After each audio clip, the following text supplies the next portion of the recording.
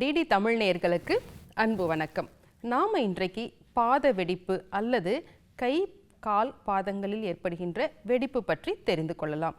இதற்கு ஆங்கிலத்தில் பால்மோ plantar psoriasis அப்படின்னு சொல்லுவாங்க.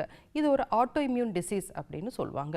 என்ன ஆகும் அப்படின்னா, நம்ம கைகளிலும் கால்களிலும் இருக்கின்ற தோல் சற்றே வறட்சியானதாக இருக்கும். உடலின் மற்ற பாகங்களில் இருக்கின்ற தோல் மிருதுவானதாக இருக்கும். இந்த வறட்சியான இடத்தில் மேலும் வறட்சியாகும் பொழுது தோல் வெடிக்கிறது. இதை ஆங்கில மருத்துவத்தில் நம்மளுடைய தோலில் எபிடெர்மிஸ் வேகமாக வளர்ந்து மேலே இருக்கின்ற எபிடெர்மிஸ் விழுவதற்கு முன்னாலேயே அடித்தோல் வேகமாக வளர்வதனால இந்த நோய் ஏற்படுகிறது. நம்ம இன்னைக்கு பார்த்தோம்னா நிறைய பேர் கிளினிக் வரும்போது, டாக்டர் எனக்கு கையில் இருக்க தோல் வெடிக்குது, காலில் இருக்க தோல் வெடிக்குது, அதில் இரத்த கசிவு இருக்கும், அரிப்பு இருக்கும், சில பேருக்கு அதில் கிருமி தொற்றும் ஏற்படும். இது எதனால் ஏற்படுகிறது அப்படிங்கிறத நம்ம தெரிஞ்சுக்கலாம். நம்ம உடம்புல எல்லா விஷயங்களும் சீராக நடக்கணும்னா வாதம், பித்தம், கஃபம் இந்த 3 தோஷங்களின் சீரான தன்மை தேவை. நம்ம தோல் அப்படிங்கிறது உடம்புல ஒரு மிகப்பெரிய ஆர்கன். இந்த தோலிலிருந்து உணர்வுகள் கடத்தப்படுவதற்கு வாதம் சீராக இருக்க வேண்டும். தோல் மிருதுவாக இருப்பதற்கு பித்தம் சீராக இருக்க வேண்டும். தோலில் உள்ள சுரப்பிகள் சரியாக வேலை செய்வதற்கு கபம் சீராக இருக்க வேண்டும். இவ்வளவுதான் அடிப்படை அறிவியல். இதில் என்ன ஆகுது, ஒருவர் உடல் ரொம்ப வறட்சி ஆகிறது, அல்லது அவங்களோட கெமிக்கலில் வேலை செய்கிறாங்க, அல்லது அதிகமான வறட்சித்தன்மையினால் அவங்க தோல் வறண்டு போகும் பொழுது அந்த தோலில் வெடிப்பு ஏற்படுகிறது. அது எப்படி அப்படிங்கிறத ஒரு சின்ன எடுத்துக்காட்டு மூலமாக தெரிஞ்சுக்கலாம். ஒரு நெல் வயலில் நம்ம நெல்லை அறுவடை செஞ்சிடறோம். அதுக்கப்புறம் என்ன ஆகுது, அங்கே நீர் தன்மை போனதுக்கப்புறம் சூரிய வெப்பத்தினால் பாலமாக வெடிக்குது. இதே மாதிரி தாங்க நம்ம உடம்புல வறட்சித்தன்மையும் சூடு தன்மையும் அதிகரிக்கும் பொழுது அந்த கபம் இறுகி பாலமாக வெடிக்கிறது. இதன் மூலம் நம்ம எப்படி சிகிச்சை செய்யலாம் அப்படிங்கிறது தெரிஞ்சுக்கலாம். இங்கே அடிப்படையாக என்ன இருக்குன்னா, வாதமும் கஃபமும் அதிகமாக இருக்கிறது.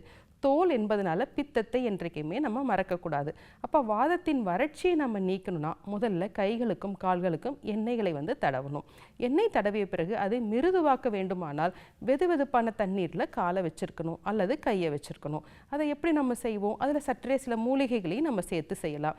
எடுத்துக்காட்டாக வேப்பிலை, கொன்றை இலை போன்ற மூலிகைகளை நம்ம தண்ணியில் நல்லா கொதிக்க வச்சு ஆறுனதுக்கப்புறம் வெதுவெதுப்பாக இருக்கும் பொழுது அந்த எண்ணெய் பூசிய கைகளையும் கால்களையும் அதில் கொஞ்சம் நேரம் வச்சிருந்து மிருதுவாக்குவோம்.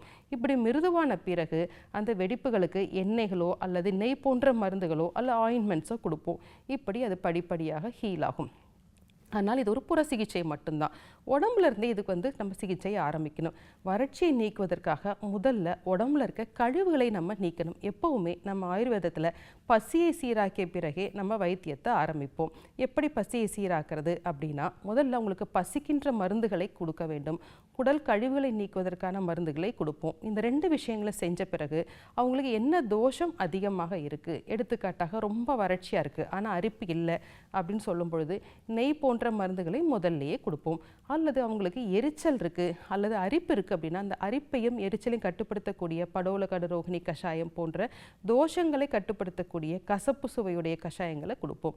தோல் நோய் என்றாலே நம்ம எப்பொழுதும் தேர்ந்தெடுக்கின்ற சுவை கசப்பு. இந்த கசப்புனால மட்டும்தான் புண்களை ஆற்ற முடியும், பித்தத்தை குறைக்க முடியும், சூட்டை குறைக்க முடியும். இந்த மாதிரி கஷாயங்களை கொடுப்போம். கொடுத்து அவங்களுக்கு படிப்படியாக அந்த சிம்டம்ஸ் குறைய ஆரம்பிக்கும். குறைய ஆரம்பித்ததுக்கப்புறம் நெய் போன்ற சிகிச்சைகளை நம்ம செய்வோம். ஏன் நெய் போன்ற சிகிச்சை அப்படின்னா, இதனுடைய அடிப்படையே தோல் வறண்டு விடுவது. மேலும் உடலில் வறட்சி காரணமாக தோல் தடித்தும் விடுகிறது. அப்போ நெய் போன்ற சிகிச்சைகளை பண்ணும் பொழுது தாதுகளில் நம்மளுடைய வறட்சி நீங்கி அந்த தோல் உற்பத்தியாகும் பொழுதே மிருதுத்தன்மையோட சுரப்பிகள் வேலை செய்ய ஆரம்பிக்கும். இப்படி இதற்கு படிப்படியாக சிகிச்சை செய்யணும். அல்லது இவர்களுக்கு கழிவுகள் அதிகமாக இருக்குது, அவங்களால நம்ம எத்தனை தடவை கஷாயங்கள் கொடுத்தாலும் திருப்பி அவங்களுக்கு வருதுன்னு சொல்லும்போது இந்த நெய் சிகிச்சை செஞ்ச பிறகு அவர்களுக்கு பஞ்சகர்ம சிகிச்சைகளாக வமனம், அதாவது வாந்தி செய்வித்தல் அல்லது விரேச்சனம், பேதிக்கு கொடுத்தல், அந்த மாதிரியான சிகிச்சைகளை செய்வோம். சில நேரங்களில் அந்த புண்கள் ஆறுவதற்காக அட்டை விடுதல் சிகிச்சையும் இதற்கு நல்ல பலனை கொடுக்கும். இப்படி படிப்படியாக சிகிச்சைகள் செய்யும் பொழுது கல்லீரல் சுத்தமாகி அவர்களுக்கு வருகின்ற தோல் ஆரோக்கியமானதாக வரும். சரி, நமக்கு இது வராமல் இருக்கணும் அப்படின்னா எப்பொழுதும் உணவில் நெய் சேர்த்து கொள்ள வேண்டும். கைகளிலும் கால்களிலும் எண்ணெய் எப்பொழுதும் தேய்த்திருக்க வேண்டும். இவ்வாறு செய்யும் பொழுது நமக்கு பாத வெடிப்பு அப்படிங்கிற பிரச்சனையிலிருந்து முழுமையாக விடை பெறலாம். சரி நேயர்களே, இன்றைக்கு பாத வெடிப்பு பிரச்சனை பற்றி நாம் தெரிந்து கொண்டோம். வேறொரு நிகழ்ச்சியில் சந்திக்கலாம். நன்றி.